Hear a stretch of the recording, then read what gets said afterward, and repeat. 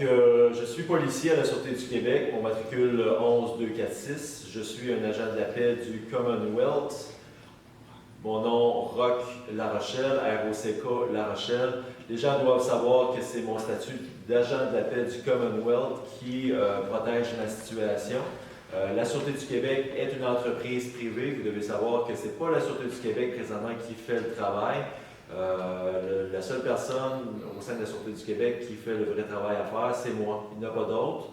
Et donc, la Sûreté du Québec, non, c'est une entreprise privée. Vous devez savoir que moi, j'agis à travers le Tribunal international de justice qui se trouve aux Pays-Bas. Et c'est vraiment mon statut d'agent de la paix qui protège ma situation. Et mon travail est dicté par le Tribunal international. Bonjour, on a une personne très importante aujourd'hui que je tenais à vous présenter parce qu'il détient, c'est un chercheur qui a fait beaucoup de recherches, une personne libre et puis c'est ça, il détient des informations que tous les policiers, tous les politiciens, et ceux qui étudient en politique et surtout les criminologues doivent savoir absolument.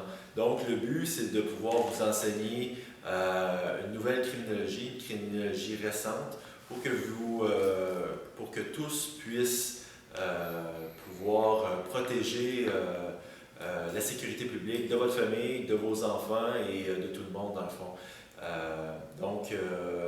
Son nom c'est Joseph et c'est un nom qu'on lui a donné sur son certificat de naissance à l'origine. Donc, il veut rester anonyme, donc je respecte son désir, mais les informations qu'il va vous divulguer, je vous invite à faire des recherches pour que vous puissiez réaliser que tout ce qu'il va dire, c'est absolument vrai. Donc, salut Joseph, ça va bien? Bonjour, ça va très bien, merci. Good. Qu'est-ce que les policiers, Joseph, devraient savoir absolument, que les criminologues et les politiciens, ceux qui étudient en politique?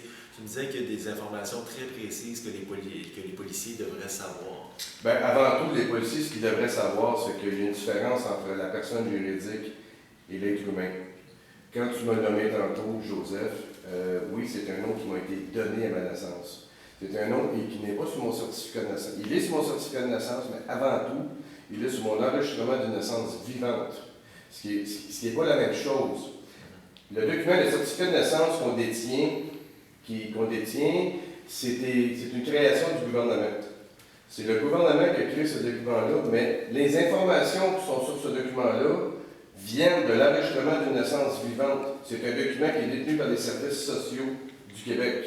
Okay? Et ce document-là, il est créé à notre naissance. Donc, les noms qui m'ont été donnés, ce qu'on appelle les noms chrétiens qui m'ont été donnés, les 3 noms qui m'ont été donnés, je m'en sers de un aujourd'hui, en tant que personne honorable.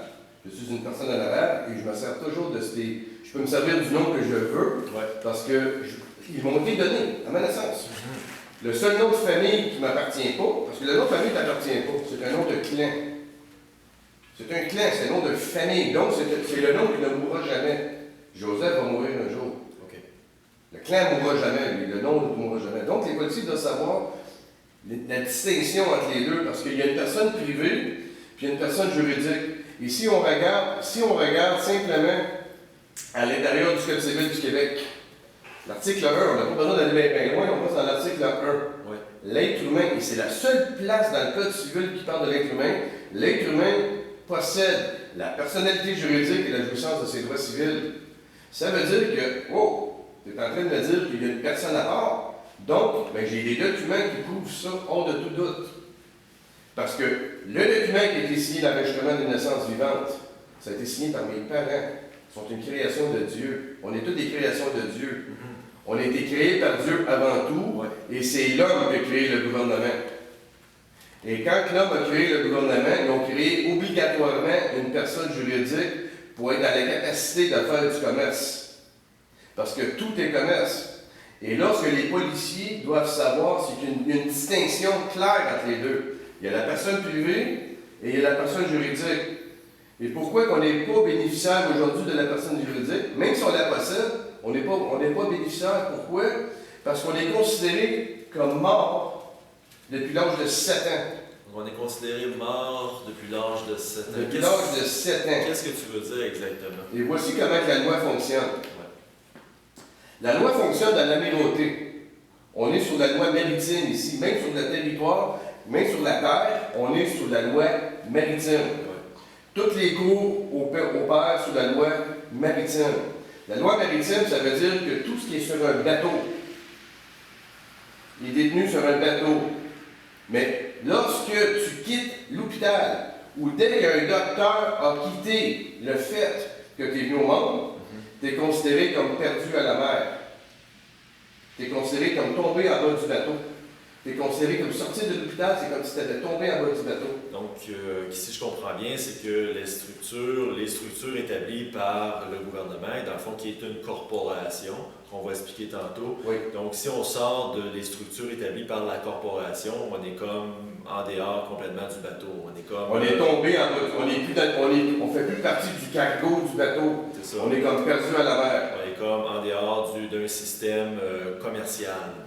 Non, on est toujours dans le système commercial. Sauf qu'on est considéré comme mort, comme missing in action, si tu parles. Si tu vois comme des soldats qui vont au combat, Ouais. et puis qui sont pas morts. Ils ne sont pas considérés comme morts, ils sont considérés comme missing in action. Là, on est considéré comme perdu à la mer. C'est pareil comme une personne aujourd'hui qui meurt et qui ne retrouve pas le corps. Ça arrive, il y a des gens qui tombent à l'eau et qui ne retrouvent pas le corps après X années où il y a quelqu'un qui a été assassiné et qui retrouve le corps comme beaucoup plus tard. Okay. Mais avant que les assurances payent la famille, s'il y a une assurance qui a été émise, ça prend 7 ans. Si on peut retrouver le corps en dedans de 7 ans, ça prend 7 ans avant que la personne soit payée. OK? Et c'est la même chose. Donc, autrement dit, si tu t'es pas remis à la vie et te déclaré bénéficiaire de ta personne juridique, ben, ils deviennent les bénéficiaires de la personne juridique et ils te considèrent comme étant mort. Et tu deviens la sûreté de cette personne juridique-là. Parce que la personne juridique est juste sur 2 dimensions. Elle n'existe que sur papier. Mais pour que toi, tu deviennes la sûreté, donc tu deviens l'énergie de cette personne juridique-là. Oui. OK. OK? Donc, le temps, qui va aller se déclarer vivant avant l'âge de 7 ans? Non, c'est ça, c'est comme une absurdité. Donc, on n'est pas autonome à l'âge de 7 ans. Donc, On n'est pas autonome à l'âge de 7 ans. Mais qui a établi le 7 ans? Qui a établi ça? C'est-tu écrit, ça? C'est-tu écrit à quelque part? C'est dans les lois. C'est dans les lois de considérer comme tant que la personne ne s'est pas rétablie, tant que la personne ne s'est pas ramenée à la vie, tant que la personne n'a pas été prouvée morte. Et pour se ramener à la vie, j'imagine que ça se fait uniquement à travers le tribunal international de justice qui se trouve aux Pays-Bas. Pas Parce que nécessairement. j'ai vu des personnes qui ont fait la demande au tribunal de justice parce que qu'est-ce qui se passe? Oui. Cette façon de contourner la vraie constitution et d'établir le Québec ou le Canada comme une corporation, c'est complètement illégal au point de vue du tribunal international de justice. Absolument. Donc, puis le tribunal le reconnaît comme étant illégal. Et il y a des gens qui font la demande au tribunal international pour avoir une exemption de ne plus avoir le droit, vu que c'est une corporation qui vient chercher de l'argent pour stimuler les buts cupides, les buts monétaires de la corporation. Ces gens-là, ils ont fait la demande, vu que c'est illégal, l'esclavage est illégal. Donc, ils ont fait une demande au tribunal international, ils ont eu une carte où le gouvernement, la corporation qui est le Québec, ils n'ont plus le droit de venir chercher les impôts et ils obtiennent la carte. Vu que c'est illégal, ils obtiennent la carte. Donc, j'imagine que cette carte-là établit ta souveraineté, ton état privé, ou que ces corporations-là qui asservissent des peuples à leur but cupide n'ont plus le droit de venir... Et tu me disais aussi, non seulement la carte, mais tu me disais qu'aussi, si tu arrives devant un tribunal et tu leur dis que tu dis au juge, il y a une phrase que tu peux dire au juge comme de quoi qu'ils puissent respecter ton état souverain d'avant 7 ans. Tu as une phrase, tu as des amis qui ont été devant les juges. Oui. Les juges n'ont pas le droit réellement de nous juger parce que vu que c'est des tribunaux non constitutionnels que des corporations comme McDonald's auraient pu créer, ils n'ont pas le droit de nous juger, donc c'est complètement illégal. Donc, une phrase qu'on peut dire devant les tribunaux, parce que si un juge ose faire un jugement, le juge sera coupable, il est comme illégal devant le tribunal, donc c'est comme un crime, pratiquement un crime de guerre. Donc, une phrase, j'aimerais que tu me parles un petit peu de tes... C'est bon le fait des tribunaux, parce que le fait des tribunaux, les tribunaux ne jugent pas l'être humain, c'est impossible. On vient de parler de la personne juridique. Ce n'est que la personne juridique qui est jugée à la cour. Mais il considérait qu'il te prenne ton énergie et il te dise que c'est toi, cette personne-là. Et mais il te juge toi maintenant, toi l'homme, mais il ne juge pas l'homme en réalité. Il juge la personne, il juge le nom. Tout est une question de nom. Donc, toi, tu ne dois pas reconnaître ce nom-là parce que tu n'es pas ce nom-là. Ce nom-là, tu n'es que le représentant autorisé de ce nom-là. Tu le possèdes. Tu es le directeur officiel de ce nom-là en tant que tel. Tu es même le bénéficiaire quand tu te déclares en tant que tel. Par contre, les tribunaux, c'est impossible de se faire juger impartialement. C'est impossible. Les juges viennent de où? Les juges viennent du barreau du Québec. Les avocats viennent de où? Les avocats viennent du barreau du Québec. Et tous ces gens-là sont payés par qui? Ils sont payés par la corporation.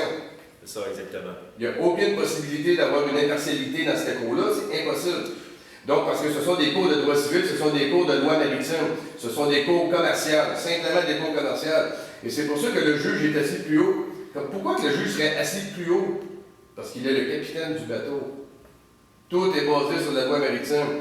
Il est le capitaine du bateau et les avocats sont là pour représenter des parties, mais ils représentent des corporations. Parce que les avocats sont des corporations. Ils sont tous des corporations. Et toi, quand tu te présentes en tant qu'être humain dans une cour, ils ne te reconnaissent pas. La seule façon que tu peux amener à la cour, c'est de présenter ton certificat de naissance, qui est un document qui a été signé par le directeur de l'État civil. C'est lui le responsable de la personne juridique, pas toi.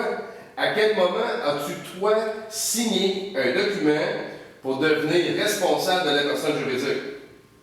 Jamais. L'enregistrement de naissance vivante a été signé par tes parents.